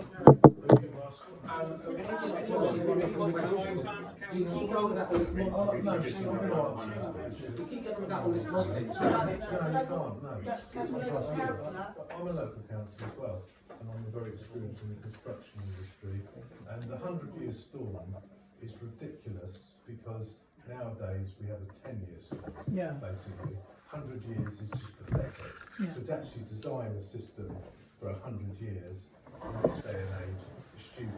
30 years ago, in my career, we were talking about 100-year storms, the drainage and the overflow tanks and everything else. Today, with climate change and the way things are, we need to be designing for 10 years, I would say. I'm just a layman, I've only been in the construction industry for 42 years and a design and build manager. That's what I think. And how long have you been a councillor for? Can I just answer the question? Yeah. I've just answered the question. No, I'm asking a question about Ryde Town Council. You said Were about you Ryde Town aware Council. that it's not fit for purpose? No, we weren't, right? And I think the key is, I mean, that's why I've been asking the questions. We do need to actually calling meetings with all the agencies within our Ryde place plan to be actually saying what action do we need to take to actually tackle the realities of climate change. I've already called for a moratorium of all large planning things, because if we start building, I mean, Penny Feathers has now stopped that application, but these are all at the top of the hill, right? In this, particularly in my ward, the Ryde, Apley and Elmfield. And all the farms, but all their water, I mean, exactly. Small brook. We need to actually call for a moratorium and actually say we need to actually listen to people, listen to residents, and actually come up with schemes where actually are going to work. And how long have you been on the council? I'm sorry, I don't know. Well, I've only been on the council since Ryde from 2016. So you were on the council when this was approved, this scheme? It wasn't approved through Ryde Town Council because it was an Isle of Wight Council scheme. I understand that, but at that point, when you heard about the scheme, at no point did you know it wasn't fit for purpose? No. I'm not sure I agree with you about not being fit for purpose. It's really true to say it was not fit for purpose. It's not really fair. It has been shown that it didn't work under these particular circumstances. But we don't know whether it would have done if the right number of things had been put in. Exactly. That is the point. It is wrong to say it's not fit for purpose. It may well have been fit for purpose, but we don't know as a result of the handling of it on this particular occasion. Yes. We have to actually also accept on the issue of climate change. The policy of climate change is by our government, right? With the Conservative government, and they have not necessarily put the investment in accordance with the climate change. The present government is actually moving in the opposite direction of climate change. So it's very important as an island that we do actually really tackle this issue. As you say, the tide is going up. In 100 years, actually, a big chunk of the island might not actually be here if we actually go in the way. So we do need to call on national government to actually, because they manage the Environment Agency, you know, the Isle of Wight doesn't, to actually call on them to actually look at actually talking of how we actually can become more proof to the reality of climate change. And as Tom said, we're talking about 10 years, not 100 years incident. Yeah. So just on one point there, I know I've talked a lot, I'll keep this really brief, and then I've got two quick questions for you.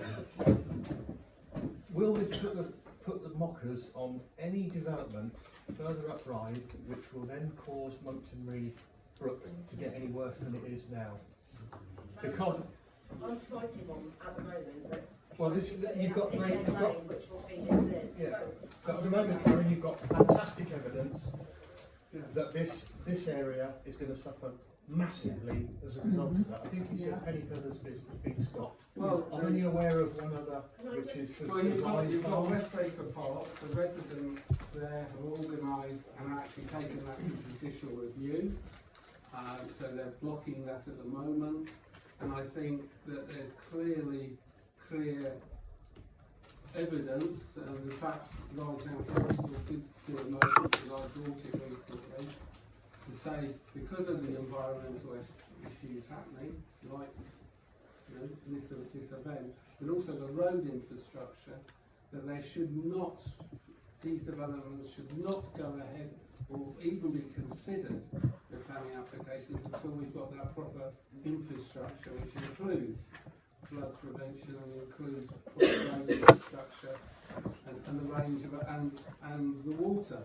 I mean, we have an antiquated sewage drain system where the actual surface water goes in with the sewage right through Keith from Somerville will agree with me. They were flowing out every night from the 24th and including last night and probably tonight, sewage into the sea. That is unacceptable. And we've actually got to get the agencies, and I do welcome the Environment Agency and Southern Water and Isle of Wight Council being here, because we need to get them more actually talking and working in communities like this, so we can actually prove for the future. And I have fought, people know this, I have fought tooth and nail against the developments of Pennyfeather and Westacre Park.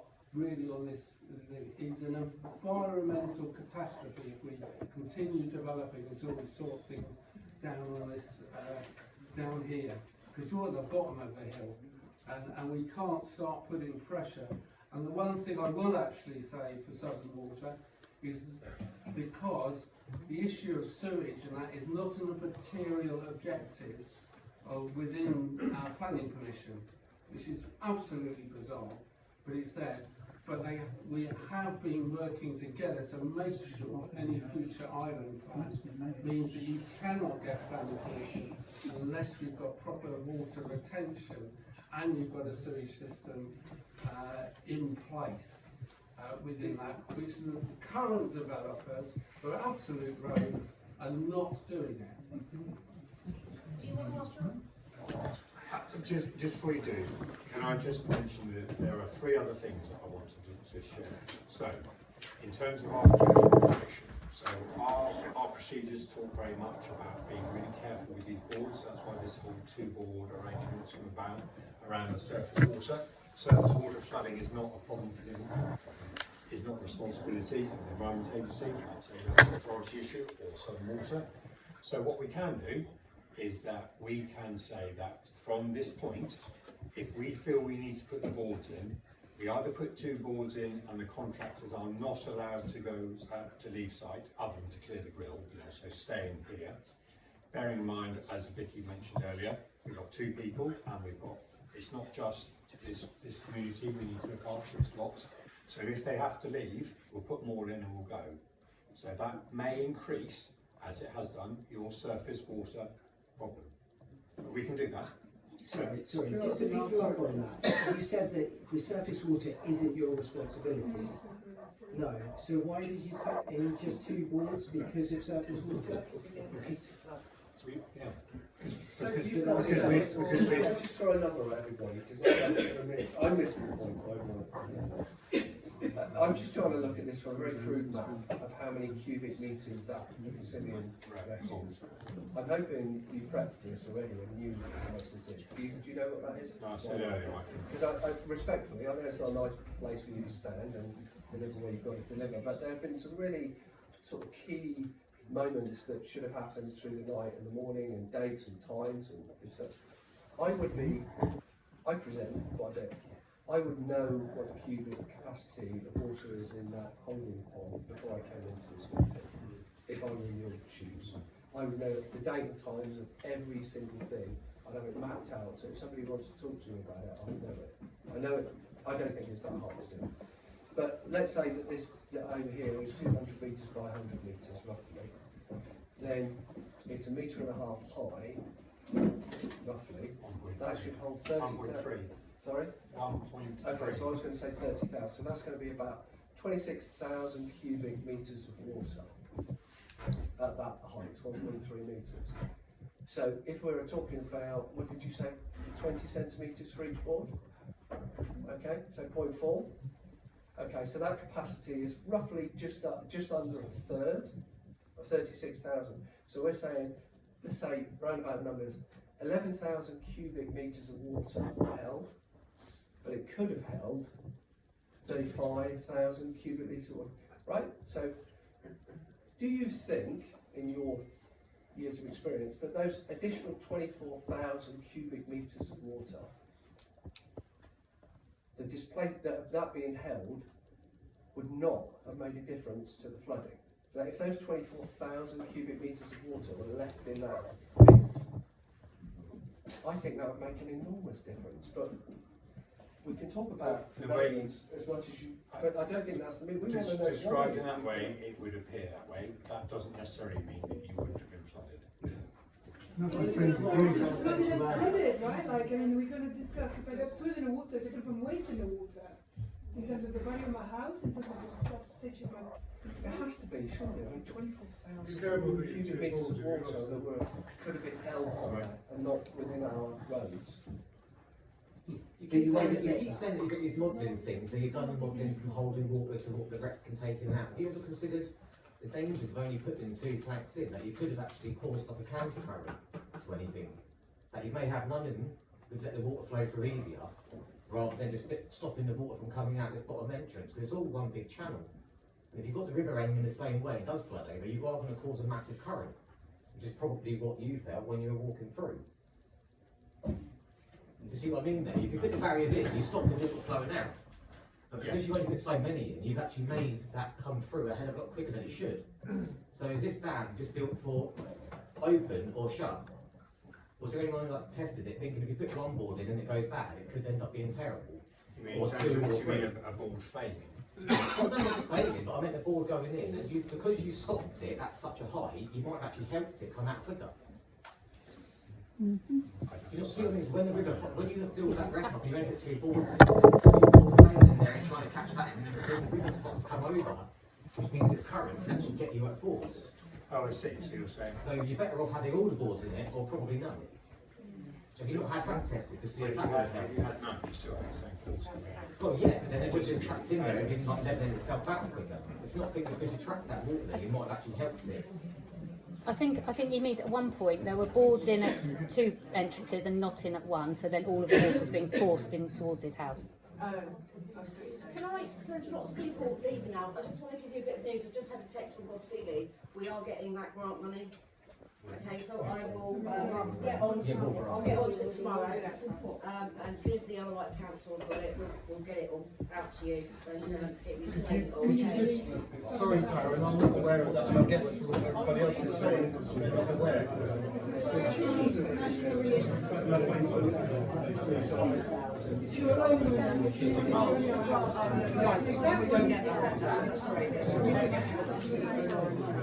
You don't get it if you send it either, I don't think. And to be fair, it's 500 quid. It's 2 weeks too late because it's meant to be urgent. It's meant to be immediate.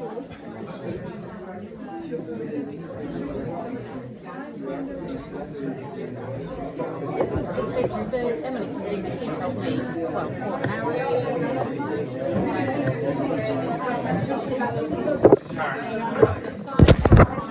and the report was meant to be published now, today, because it was going to tweet it.